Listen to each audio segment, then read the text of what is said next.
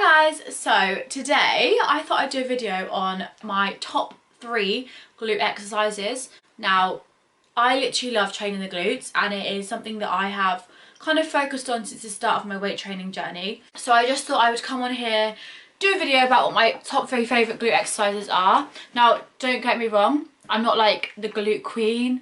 I do have big glutes, but I've always had relatively big glutes anyway. These are just things that I have personally found that have helped me over the years on growing my glutes. Now these are exercises that I find work personally for me. Literally every single person is different and every single person is going to feel exercises in different areas of the body. Some exercises that might work for me might not work for you, and even if they do work for you, you might feel like another exercise is using your glutes more than the exercises that I personally talk about. So lucky for me, I have got this amazing book. Now I know his name, but I don't know how to pronounce it, so it's like Brett Contreras, I think it is. Now he is literally like the glute guy. He's really amazing at explaining what glute exercises are. He has his own glute lab, which one day I would love to go to.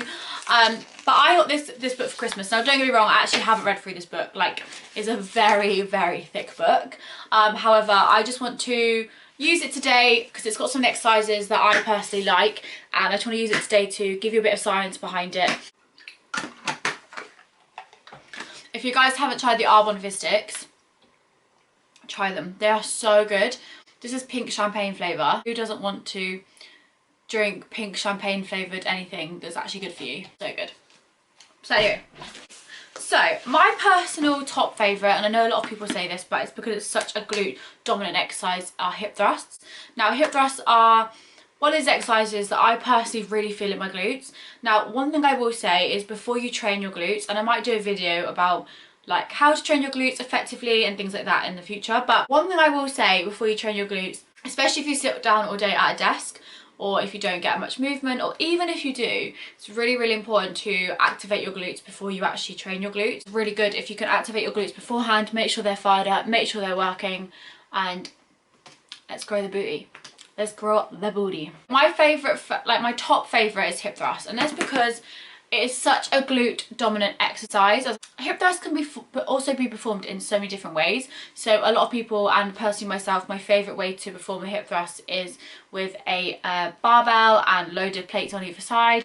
You just got to make sure that your form is correct. There are different ways you can do a hip thrust. It depends on the bench behind you, whether it's too high, too low. You've got to make sure it works for you.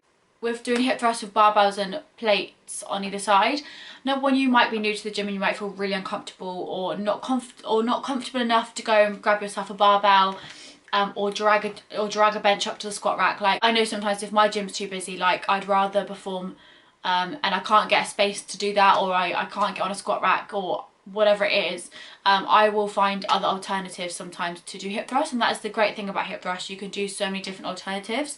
So you can do barbell hip thrusts, you can do dumbbell hip thrusts, you can do resistance band hip thrusts, which if you have a heavy resistance band and you're doing hip thrusts, please don't think that it's not going to create a massive burnout. I have Grace Fit, it's extra heavy resistance band, and if you use that, like if you use a really heavy resistance band and you do like 20 to 30 reps of hip thrust without resting, it really hurts. Another way you can also do a hip thrust is with the leg extension machine. So you just climb under the machine, if that makes sense, and have the pad, instead of it being obviously on the top of your thigh, you would have it like on your hips. And also because that's padded, you don't need to get that's another thing with barbell hip thrusts. You want to make sure that you've got either a mat, like a training mat, or a barbell pad that you can put over the barbell. I personally have my own, I just put it in my car and then it's always there. But most gyms do actually also have their own barbell pads, because a lot of people use them for when they're doing squats and things like that. So definitely use that if you're doing barbell hip thrust, because the bar can really hurt you and bruise your hips. So yeah, it's up to you, but personally I prefer to use something like that. And obviously with the leg extension machine, you've already got that padding, so you don't need to worry about that. So it's quite comfortable as well. A leg extension machine, you're doing hip thrusts. When I first did hip thrusts on the leg extension machine, I I got to my last rep and I like didn't know how to get back out of the position. I just didn't know how to get out of it, so I like ended up crawling out of it.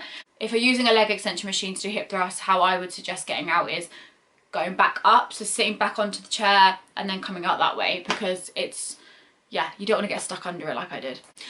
Anyway, another way you can do it is kettlebell. You can use kettlebells if you don't have dumbbells, or if you would rather use a kettlebell. You can do single leg hip thrusts. There are so many different variations you can use for hip thrusts. Some reasons to why you should do hip thrusts and why they're good for your glutes. So it places constant tension on the glutes. Also, I find that obviously you're not really using a lot more of your body, so you're kind of just focusing on your glutes, which is really good. Obviously with things like squats and deadlifts and things, you're using other areas of your body too, which are really good. If you want to have a really glute focused exercise, that's why hip thrust is so good. It moves the hips for a large range of motion. Because your knees are bent in the position, this reduces your hamstrings contributing to the exercise, which means it's going to stay more focused on your glutes. That's hip thrust for you. My second favourite exercise is cable kickbacks, or just kickbacks in general. You can do donkey kickbacks, cable kickbacks. I think cable kickbacks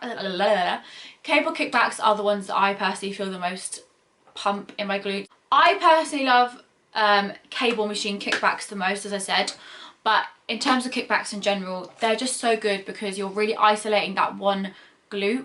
Does that make sense? So obviously when you're doing things like squats and even hip thrusts, you're using both your legs at the same time and your hips at the same time, whereas when you're doing kickbacks, you're really isolating that one area. So that's what I really love, and you just feel such a good, I always find that whenever I do kickbacks, I just have such a good glute pump, and I love a glute pump. With kickbacks, you can either do obviously cable kickbacks, you can do donkey kickbacks, which are basically where you're on all fours. Do this with a resistance band to cause a bit more resistance, and this will really work your glutes. Or you can add a weight, like a dumbbell, in between the, I don't know how to explain it, in between the back of your knee.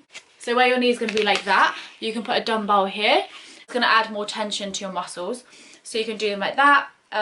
You can also add ankle weights and do it that way. Yeah, there are so many different ways you can do kickbacks. So yeah, personally, as I said, my favourite are cable kickbacks, but obviously if you're at home or if you can't go into a cable machine, this is why these other alternatives are really good. And that's why it's so important to understand alternatives to different exercises, especially if you've got like a coaching program, or if you've got your own workout plan that you need to follow. It's really important to know these alternative exercises that you can do, whether that's at home or whether that's in the gym. Also, kickbacks, if you're doing them body weight or even with a resistance band, are a really good glute activation exercise. My third favourite glute exercise are hip abductions. Now, literally these kill me off, or fire hydrants, but they're kind of a hip abduction. So that is like a hip abduction. So it's where you're abducting your legs outwards. So for me, I really feel these, especially in the sides of my glutes. So yeah, love these. And there are different variations to hip abductions. You can do them on the hip abduction machine. If you've got one in the gym, you can put like a weight or a plate here, and you can do standing hip abductions and go outwards. I'm not even going to try and do it on here. You can do like this one's really good.